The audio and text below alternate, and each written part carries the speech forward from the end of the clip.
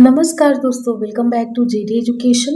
आशा करती हूँ आप सब बहुत अच्छे होंगे और अच्छे से अपनी प्रिपरेशन करेंगे। सो गाइस, आज हम लोग प्रोफेसर राजेंद्र सिंह, जिसको कि शॉर्ट फॉर्म में रज्जू भैया यूनिवर्सिटी के नाम से जानते हैं, आपके प्रयागराज में स्थित है, के बीएड थर्ड सेमेस्टर के एक नए सिलेबस की शुरुआत करने जा रहे हैं। मीन्स एक आपका नया सब्जेक्ट है, आज हम स्टार्ट करने जा रहे हैं। So your subject is Hindi, है ना। आज हम लोग हिंदी विषय का जो आपकी पेडागोजी है, हमने अभी तक एक ऐसा सिंगल सब्जेक्ट नहीं छूटा है जिसपे हमने वीडियो नहीं बनाया है ना। हमने आपके सारे के सारे सिलेबस पे एक वीडियो बना करके अपलोड करे आज चैनल पर। तो अगर अभी तक आपने उन वीडियोस को नहीं देखा है गाइस, तो फिर क्या ही किया। So please visit on channel and watch all the syllabus या फिर वीडियोस जो कि आपके लिए रिलेवेंट है। आपका जो भी सब्जेक्ट है, जो भी उससे रिलेवेंट है, तो आप उस सब्जेक्ट को देख सकते हैं। तो आज का हमारा जो विषय है वो हिंदी है, जैसा कि आप यहाँ पे देख पा रहे हैं। तो बिल्कुल आप लोग डिमांड कर रहे हैं कि ये क्लासेस कब से चली हैं, तो हम कब से चलेंगी या क्या कैसे। तो मैंने आपको बोला था कि as soon as possible we are going to your class start your classes. So from today itself your classes is going to start. आज हम हिंदी का एक मतलब पहला लेक्चर है ये थर्ड सेमेस्टर का, उसकी शुरुआत करने जा रहे हैं। I hope you guys will enjoy and also I am learning with you guys. So आज का हमारा जो विषय वो देख रहे हैं कि हिंदी भाषा एवं हिंदी भाषा का उद्भव। तो आज बेसिकली मैं जो कवर करूंगी ना गाइस, वो बस हिंदी भाषा ही कवर करूंगी। और जो हिंदी भाषा का उद्भव है ना, इस पर मैं नेक्स्ट वीडियो, चूंकि अगर मैं एक ही वीडियो में सब कुछ कवर कर दूंगी ना, तो आप लोगों को ये प्रॉपर समझ में नहीं आएगा। चूंकि ये सिलेबस मैंने जब कंटेंट इसका बनाया तो बहुत बड़ा हो रहा था, इसको हम 2 पार्ट्स में डिवाइड करके करेंगे। तो धीरे धीरे हम लोग अपने सिलेबस की शुरुआत करें और हम अपनी क्लासेस भी कंटिन्यूअसली ऐसे करते रहेंगे। तो डेफिनेटली वन डे हम लोग क्या करेंगे, अपना पूरा का पूरा सिलेबस कवर कर लेंगे। तो आइए अब हम लोग क्या करते हैं, अपने लेक्चर की शुरुआत करते हैं। ठीक, तो सबसे पहले हाँ, लेक्चर स्टार्ट करने से पहले एज यूजुअल कि मैं आप लोगों को थैंक्स बोलती हूँ, और वैसे भी क्यों ना बोलूँ, because you all supporting too much. Thanks a lot guys, thanks a million actually, and thanks for your support, your love. ऐसे हम लोग एक दूसरे का सपोर्ट करते रहेंगे और आगे बढ़ते रहेंगे। Let's learn together and enjoy learning. तो हमें अपनी लर्निंग को गाइस प्रॉपरली इंजॉयबल तरीके से करनी है और आगे बढ़ना है। आइए इसी के साथ एक पॉजिटिव अफर्मेशन के साथ हम लोग अपनी क्लास की शुरुआत करते हैं। Best of luck, happy journey for your third semester. आप लोगों ने सेकंड सेमेस्टर में बहुत अच्छा किया, ठीक उसी तरीके से आप लोगों को थर्ड सेमेस्टर में भी बेहतरीन करना है। हमें हर रोज बेहतर और बेहतर और बेहतरीन बनना है। सो दैट्स वाई हमें फोकस होकर के अपने सिलेबस की क्या करनी है, पूरी की पूरी प्रिपरेशन करनी है, अच्छे से तैयारी करनी है और अच्छे से अपना एग्जाम भी लिखना है। आइए अब हम लोग अपने लेक्चर की शुरुआत करते हैं। तो देखते हैं, इसमें हम लोग देखते हैं कि हिंदी भाषा का अर्थ और संकल्पना। आइए समझते हैं। आपको पता है, हमको भी पता है, एरिस्टोटल जो है एक दार्शनिक है, वो मनोवैज्ञानिक भी हैं, वो राजनीतिक शास्त्र मतलब वो बहुत बड़े विद्वान है। तो उन्होंने बोला था कि व्यक्ति क्या है, एक सामाजिक प्राणी है। इनफैक्ट उन्होंने बोला था कि ये एक हम जो मतलब मानव होते ना, हम एक एनिमल के जैसे होते हैं। तो फिलहाल वहाँ पे नहीं जाएंगे। तो हम और आप एक क्या है, एक सामाजिक प्राणी है। चूंकि हम समाज में पैदा होते हैं, पलते हैं, बढ़ते और समाज में ही रह करके हमारी डेथ भी होती है, इसलिए हम एक सामाजिक प्राणी है। और समाज में रहते हुए हम क्या करते हैं, निरंतर हम एक दूसरों के साथ क्या करते हैं, मीन्स पहले हम फैमिली के साथ, फिर अपने पीयर्स के साथ, अपने नेबर्स के साथ, फिर हम स्कूल में जाते हैं, फिर हम कॉलेज में जाते हैं, फिर हम नेशनल लेवल पे जाते हैं, जिनको मौका मिलता है इंटरनेशनल लेवल पे। तो हम लोग क्या करते हैं, अपने विचारों का और भावनाओं का, अनुभवों का, इन सब का क्या करते हैं, इसमें हमारी इच्छाएं होती हैं, सूचनाएं होती हैं, इन सब का क्या करते हैं, हम आदान प्रदान करते हैं। ठीक, और आदान प्रदान का जो सबसे प्रभावशाली तरीका होता है वो क्या होती है, या फिर कह सकते हैं सबसे प्रभावशाली और व्यवस्थित जो माध्यम होता है, मतलब सिस्टमैटिक तरीके से हम किसी को अपनी सूचनाएं दे पाते हैं, आप आदान प्रदान कर पाते हैं, किसी तक अपनी भावनाओं को हम पहुंचा पाते हैं। तो उसका एक सबसे जो व्यवस्थित और प्रभावशाली माध्यम है वो क्या है, वो भाषा है। अब भाषा कोई भी हो, चाहे हिंदी हो, इंग्लिश हो, उर्दू हो, संस्कृत हो, तो अपनी भावनाओं, इच्छाओं, इन सबको व्यक्त करने का एक जो सबसे सरल और सुव्यवस्थित माध्यम है वो भाषा है। तो भाषा केवल बोलने लिखने की प्रक्रिया ही नहीं है, बल्कि यह क्या है, यह मनुष्य के सामाजिक और मानसिक जीवन से गहराई से जुड़ी हुई क्या है, एक व्यवस्था है। नो डाउट ये व्यवस्था है। अगर आप मुझे गाइस समझ पा रहे हैं, तो बस मेरा बोलना नहीं, कहीं ना कहीं आपने पहले से ये चीज़ें सीखी हुई है आपने समाज में रह करके ये सब कुछ सीखा हुआ है, आप बहुत पहले से ही पढ़ते आ रहे हैं, इस वजह से आपको ये प्रॉपरली समझ में भी आएगा। तो हमारे साथ एक गहराई से जुड़ी हुई व्यवस्था है। फिर हिंदी इसी व्यापक भाषाई व्यवस्था का एक क्या है, एक विशिष्ट रूप है। जो आपका हिंदी लैंग्वेज है, इसी जो भाषा, यही जो व्यापक और भाषाई व्यवस्था है ना, इसका एक एक विशिष्ट रूप है, जिसके माध्यम से हम क्या करते हैं कि व्यक्ति अपने विचारों और भावनाओं को व्यक्त करता है, दूसरों की बातों को समझता तथा अपने सामाजिक और सांस्कृतिक अनुभवों को सुरक्षित भी रखता है। जैसे जैसे हम हिंदी भाषी हैं, है ना, तो कहीं ना कहीं ये हमारी संस्कृति का एक हिस्सा है। हम इससे जुड़ करके हम अपनी भावनाओं को क्या करते हैं, उसका आदान प्रदान करते हैं, लोगों के साथ बातचीत करते हैं, कम्युनिकेशन करते हैं, और कहीं ना कहीं जो हमारी अपनी संस्कृति है, जो हमारा रीति है, जो हमारा रिवाज है, उसको भी हम सुरक्षित रखते हैं। फिर इसका जो मीन्स बोले तो हिंदी का जो वर्तमान स्वरूप है, एक दिन में यह निर्मित नहीं हुआ। कोई भी चीज़ हो एक दिन में सडन नहीं होती है। जैसे अगर आप बीएड कर रहे हैं ना, तो ऐसा नहीं कि बस आज आप बीएड करना स्टार्ट कर दिए। कहीं ना कहीं आप जब पैदा हुए थे, फिर आपके पेरेंट्स ने आपको पेंसिल या कलम पकड़ना सिखाया, फिर कैसे लाइन ड्रॉ करते हैं, कैसे शेप बनाते हैं, कैसे सर्कल बनाते हैं, ये सब सिखाया। फिर आपका नर्सरी में, केजी में 1 2 3, तो धीरे धीरे आप स्टेप बाय स्टेप क्या हुआ, आगे बढ़ते गए। तो वही कि एक दिन में निर्मित नहीं हुआ, बल्कि इसके पीछे भारतीय उपमहाद्वीप की दीर्घकालीन क्या एक भाषाई परंपरा है, या फिर कह सकते हैं कि सामाजिक परिवर्तन है, या अलग अलग जो जन समुदाय इनका जो संपर्क है, फिर क्षेत्रीय भाषाई रूपों का विकास तथा साहित्यिक गतिविधियों की महत्वपूर्ण भूमिका भी रही है, जिसकी वजह से हम व्यापक रूप से क्या दिन ब दिन हम बढ़ते गए और आगे बढ़ते गए। फिर नेक्स्ट अगर देखते हैं, इसमें है कि इसी दृष्टि से हिंदी को केवल एक संचार का माध्यम ही नहीं, बल्कि यह भारतीय समाज की एक ऐतिहासिक, सांस्कृतिक और साहित्यिक चेतना है ना, कि हम इससे अवेयर हैं, हम इससे कॉन्शियस हैं कि हाँ, ये हमारी मातृभाषा या फिर ये हमारी भाषा है। इससे हम अपनी भावनाओं का, अपनी फीलिंग्स का, इनका क्या करते हैं हम लोग, गिव एंड टेक वाला प्रोसेस ना, आदान और प्रदान करते हैं। ये तो चेतना की अभिव्यक्ति के रूप में समझना अधिक उचित है। तो बिल्कुल हम इस तरीके से इसको समझते हैं। आई होप आपको समझ में आ रहा होगा। Guys, you all free to ask, कि कहीं पे भी कोई डाउट होगा, कोई भी क्वेश्चन होगा, तो आप जरूर से पूछिएगा। आइए हम लोग नेक्स्ट स्लाइड पर चलते हैं। नेक्स्ट स्लाइड हम देखते हैं क्या है क्या नहीं है। तो इसमें हम लोग देखेंगे कि हिंदी शब्द का अर्थ क्या है। एक्चुअल में हिंदी शब्द का अर्थ क्या है, तो हिंदी शब्द की जो व्युत्पत्ति है ना, इसको सामान्यतः हिंद से संबंधित माना जाता है।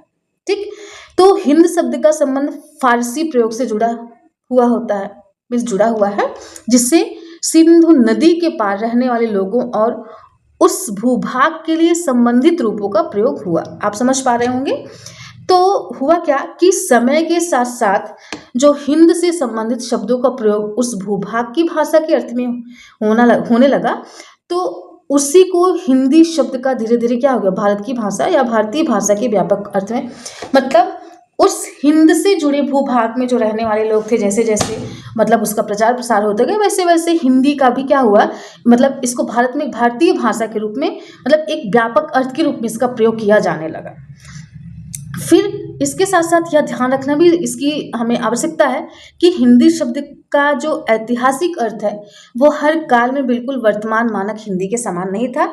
मतलब ये समय के अनुसार परिवर्तित होता गया और भाषा के आधुनिक अर्थ और उसकी पहचान धीरे धीरे क्या हुई, स्पष्ट होती गई। नेक्स्ट पे चलते हैं, तो उसमें हम लोग और अच्छे से क्लियर कर पाएंगे। इसमें है कि हिंदी की कोई एक, मतलब ये हिंदी की परिभाषा है, इसमें कह रहे हैं कि हिंदी की कोई एक सर्वमान्य अंतरिम परिभाषा देना कठिन है, कि हाँ जो हमने बोले वो सर्वमान्य है, नहीं, ऐसा नहीं है। कहीं ना कहीं सब भाषा का अपना अपना एक मतलब मान्यता है, तो यही सर्वमान्य है, ऐसा नहीं है। और इसकी एक अंतरिम, मतलब एक अंतिम परिभाषा दे देना कि हाँ, इसको स्पेसिफाई कर देना, मतलब इसका विशिष्टीकरण कर देना कि हाँ यही है, ऐसा भी सही नहीं है, क्योंकि हिंदी को अलग अलग दृष्टियों से देखा जा सकता है। फॉर एग्जाम्पल, भाषा वैज्ञानिक के रूप में, सामाजिक, साहित्यिक, व्यावहारिक, हम देखते हैं ना, हम इन सब रूपों में, मतलब इन सब दृष्टियों में हम हिंदी भाषा को देख या समझ पाते हैं। तो सामान्य रूप से कहा जा सकता है कि हिंदी एक आधुनिक भारतीय आर्य भाषा है, जिसका मानक रूप मुख्यतः क्या है, खड़ी बोली पर आधारित है, और जिसे सामान्यतः देवनागरी लिपि में क्या होता है, लिखा भी जाता है या लिखा भी गया है। लेकिन यह परिभाषा हिंदी की आधुनिक भाषाई पहचान को स्पष्ट करती है। ठीक है, आगे चलते हैं। इसमें क्या कहते हैं, हिंदी का पूरा स्वरूप इससे अधिक व्यापक है। जितना हम इस भाषा में मतलब इन परिभाषा में समझ रहे हैं ना, इससे कई गुना बड़ा हिंदी की भाषा मतलब हिंदी भाषा है, इसका स्वरूप है, इसकी परिभाषा है। तो हिंदी की भाषा मतलब हिंदी की भाषाई परंपरा में अनेक क्षेत्रीय भाषाई रूपों और बोलियों का योगदान रहा है। इसलिए हिंदी को केवल मानक खड़ी बोली तक सीमित करके देखना उसके ऐतिहासिक स्वरूप को अधूरा कर देगा। कि मतलब एक मानक एक स्टैंडर्ड सेट कर देना कि यहाँ तक है, नहीं ऐसा गलत है। इसका इतिहास बहुत पुराना है और वो तब से लेकर के आज तक ये ऐसे ही चलते आ रही है। आई होप आपको क्लियर हो रहा होगा। जहाँ पे गाइस कोई डाउट होगा, कोई भी क्वेश्चन होगा, you all free to ask, please ask, है ना। आप लोग जरूर से पूछिएगा, I would love to solve. आइए हम लोग अब नेक्स्ट चलते हैं, ठीक है। अब हिंदी की भाषा हम लोग एक बार देख लेते हैं।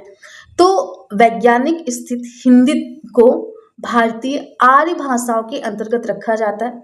भारतीय आर्य भाषा व्यापक और भारोपीय भाषा परिवार का एक हिस्सा है। इससे इस प्रकार से समझ सकते हैं, भारोपीय मतलब एक कह सकते हैं ना कि एक चेन में बधी हुई भाषा है। मतलब वन बाय वन ऐसे हम लोग जुड़ते जाते हैं, जैसे हमारी फैमिली होती है। अगर आप लोग फैमिली ट्री बनाते हैं तो उसमें आप क्या देख पाते हैं कि पहले आपके ग्रैंड पेरेंट्स होते हैं, फिर आपके पेरेंट्स होते हैं, फिर आपके सिबलिंग्स होते हैं ना। तो इस तरीके से हम लोग एक एक चेन में बदलते जाते हैं। ठीक उसी तरीके से एक भारोपीय भाषा का परिवार इसको बोला गया है। वो उसमें क्या क्या, जैसे इसमें आपका भारतीय ईरानी शाखा, भारतीय आर्य शाखा, आधुनिक भारतीय आर्य भाषा, हिंदी। तो ये कहीं ना कहीं एक दूसरे के साथ चैन में क्या चेन में बधी हुई है। तो इस वजह से इनको भारोपीय भाषा का परिवार कहा गया है, उसकी संज्ञा दी गई है। आइए नेक्स्ट चलते हैं। इसमें लिख रहा है कि इसी व्यापक परिवार में हिंदी के साथ बंगाली, असमिया, उड़िया, मराठी, गुजराती, पंजाबी आदि आधुनिक भारतीय आर्य भाषाओं का भी क्या है, संबंध है। आई होप आपको क्लियर हो रहा होगा।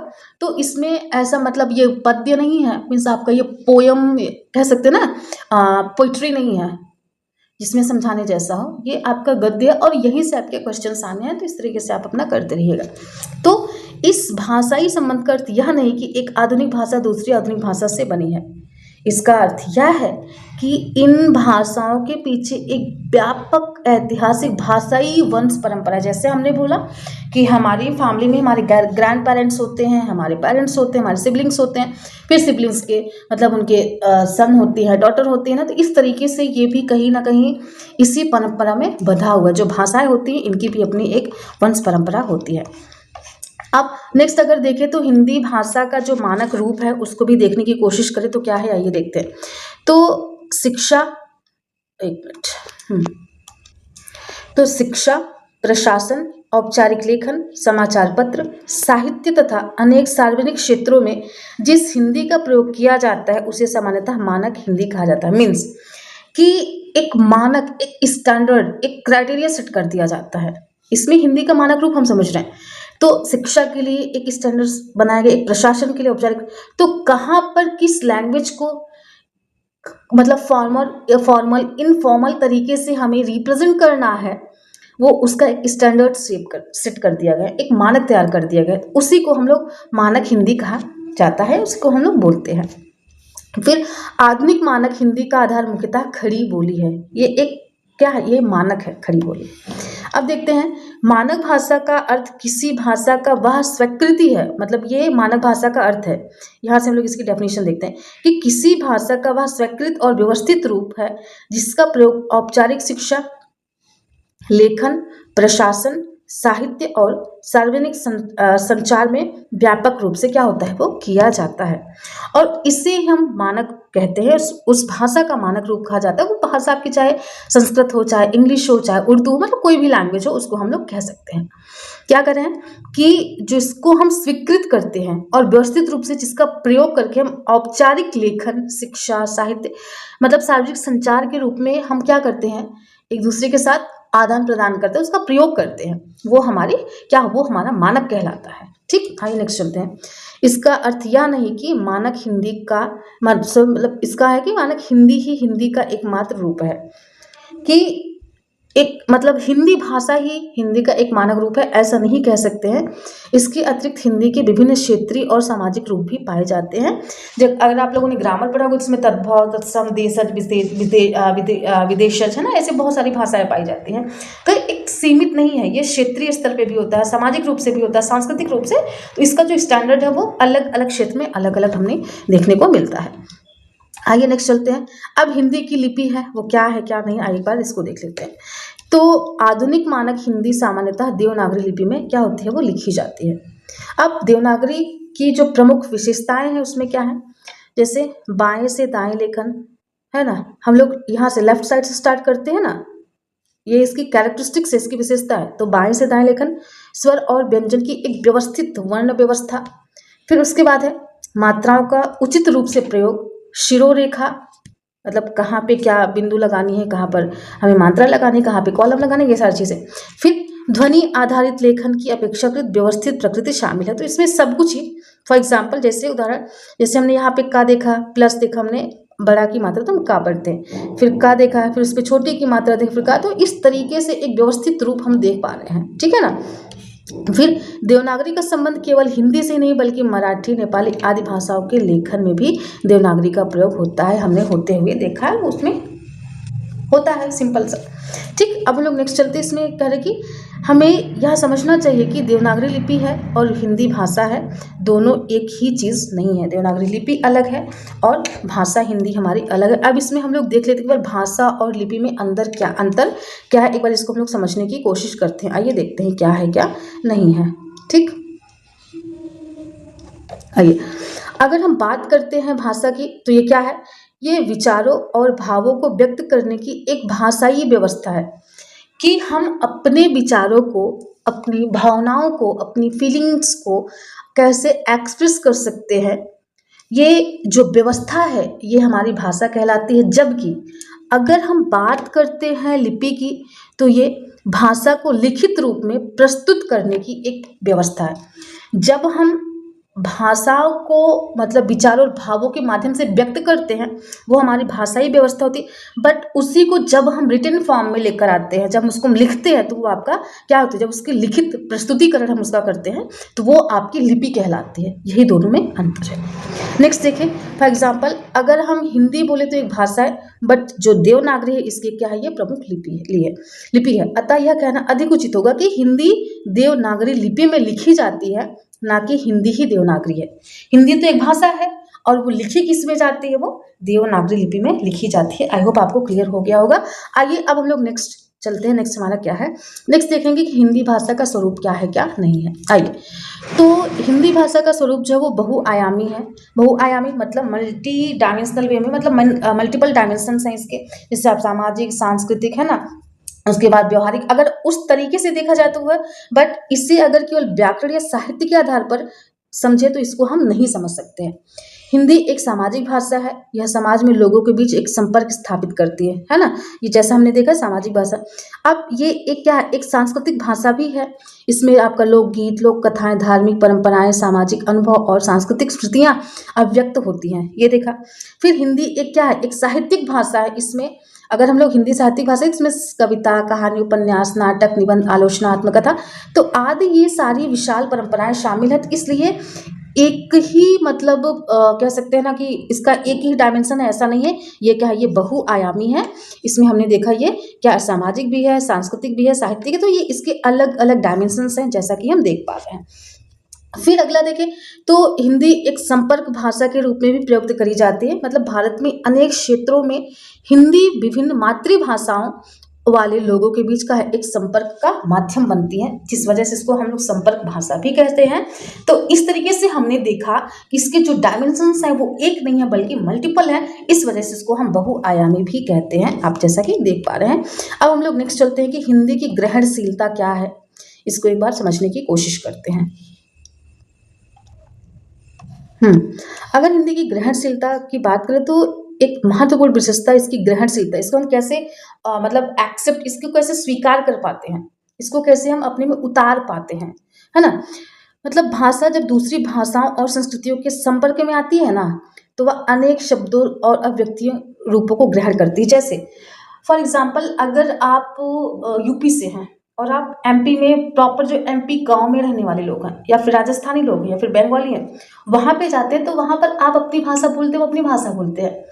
तो उसमें क्या होता है कि आप अलग अलग तरीके से अलग अलग शब्दों के माध्यम से अलग अलग अभिव्यक्तियों के माध्यम से क्या करते हैं, आप बोलते हैं और उसको अगले को सुनते भी हैं और वो ग्रहण भी करते हैं। तो हिंदी में विभिन्न स्रोतों से आए शब्द मिलते हैं, जैसे संस्कृत मूल रूप के शब्द जैसे विद्यालय, समाज, संस्कृति, स्वतंत्रता, शिक्षा, साहित्य, और अरबी फारसी प्रभाव से आए शब्द जैसे किताब, अदालत, हिसाब, बाजार, दरवाजा, दुनिया, और अंग्रेजी शब्द से जैसे school, college, station, mobile, computer और इंटरनेट। तो इससे स्पष्ट होता है कि हिंदी का जो शब्द भंडार है वो बहुस्तरीय और मिश्रित है, बट हिंदी में हम इन सबको शामिल करके, जैसे जो आपके संस्कृत से आए हैं अरबी, फारसी, अंग्रेजी, तो सबको शामिल करके बोलते हैं, तो इसका जो स्तर है वो बहुस्तरीय है और मिश्रित है। तो इसकी जो ग्रहणशीलता है वो क्या है, वो अत्यधिक व्यापक है। ठीक, अब हिंदी की हम लोग परिवर्तनशीलता का भी एक बार देख लेते हैं, समझ सकते हैं। तो भाषा कोई स्थिर और अपरिवर्तनशील वस्तु नहीं है। समाज में परिवर्तन के साथ साथ भाषा भी बदलती है। परिवर्तन के प्रमुख कारण हो सकते हैं जैसे समय, स्थान, सामाजिक संरचना, राजनीतिक परिस्थितियां, दूसरी भाषाओं से संपर्क, विज्ञान एवं तकनीकी, शिक्षा, मीडिया आदि सब जुड़े हैं। तो ये कहीं ना कहीं हिंदी की परिवर्तनशीलता को भी क्या करता है, रिप्रेजेंट करता है। या हिंदी नहीं, आप सारी लैंग्वेज को देखो ना, सबके लिए यही है। आज हिंदी में डिजिटल तकनीक से संबंधित शब्दों का व्यापक प्रयोग हो रहा है, जैसे ऑनलाइन शिक्षा, डिजिटल का कक्षा, video call, website, app download आदि। जैसा कि हम लोग अभी भी हम लोग ऑनलाइन ही पढ़ रहे हैं, समझ रहे हैं, तो ये सारी चीज़। फिर इससे यह सिद्ध होता है कि हिंदी आज भी एक जीवंत और गतिशील क्या है, ये एक जीवंत मतलब जीवित है, कहीं ना कहीं ये जीवंत है और ये गतिशील मीन्स डायनेमिक, परिवर्तनशील भाषा है। तो आई होप आपको समझ में आ रहा होगा गाइज, और जहाँ पे भी कोई डाउट होगा, कोई भी क्वेश्चन होगा, you guys free to ask, I would love to solve actually I would love to know. अब हिंदी और बोलियों के बीच का जो आपस में संबंध है, इस बार इसको देख लेते हैं। तो हिंदी क्षेत्र भाषाई दृष्टि से अत्यंत विविध रहा है, मतलब विविध मतलब अलग अलग प्रकार का रहा है, या फिर वेरियस तरीके से हमने इसको देखा, मल्टीपल वे में। तो यहाँ अनेक क्षेत्रीय भाषाई रूप विकसित हुए। परंपरागत हिंदी वर्गीकरण में पश्चिमी हिंदी और पूर्वी हिंदी के अंतर्गत विभिन्न रूपों का उल्लेख भी हमें मिलता है। पश्चिमी हिंदी से संबंधित जो प्रमुख नाम है, जैसे आपका खड़ी बोली, ब्रजभाषा, कन्नौजी, बुंदेली, हरियाणवी। अगर वहीं पर पूर्वी हिंदी के इससे संबंधित को बोले तो अवधी, बघेली, छत्तीसगढ़ी है ना, ये पूर्वी हिंदी से संबंधित भाषा है। और भाषा वैज्ञानिक दृष्टि से इन वर्गीकरणों को लेकर मतभेद भी है। कुछ भाषाई रूपों को कुछ विद्वान स्वतंत्र भाषा मानते हैं और कुछ व्यापक हिंदी क्षेत्र की बोलियों भाषाई समूह में भी रखते हैं। तो आई होप आपको इस तरीके से समझ में आया होगा कि क्या संबंध है, क्या नहीं है। तो गाइज ये रहा आज का लेक्चर, आई होप आपको पसंद आए। अगर पसंद आए तो जरूर से एक लाइक करिएगा, एंड चैनल को, अगर चैनल पर फर्स्ट टाइम आए तो प्लीज़ जरूर से चैनल को सब्सक्राइब करिएगा। एंड या solve about for today, and we will meet in next video. तब तक के लिए अपना ध्यान रखिएगा। Thank you so much guys. One more thing कि अगर आप हमारे साथ अगर व्हाट्सएप पे, टेलीग्राम पर है ना, इन सब चैनल पर नहीं जुड़े हैं तो गाइस प्लीज़ ज्वाइन। इस वीडियो के डिस्क्रिप्शन में हम आपको टेलीग्राम का, व्हाट्सएप का चैनल का लिंक दे देंगे, जिसके थ्रू आप इजीली हमारे साथ जुड़ सकते हैं। क्लास की नोट्स, पीडीएफ हम वहीं पे शेयर करते हैं। सो ये रहा आज का topic, and we will meet in next video. तब तक अपना ध्यान रखिएगा। Thank you so much guys, lots of love, God bless you all, stay blessed and healthy.